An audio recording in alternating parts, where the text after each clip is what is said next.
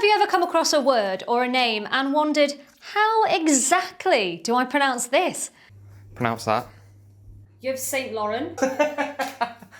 Well, we're going to show you how you can pronounce them and many more with the help of native speakers all around the world. Off to the pronunciation studio. Welcome to Pronounce with me. We're looking at how to pronounce this name, as well as how to say other interesting words in English. How do you go about pronouncing this one? Clodagh. Once again. Clodagh. Let's repeat. Clodagh. Pretty straightforward once you know. What other words or names would you like to see us pronounce next?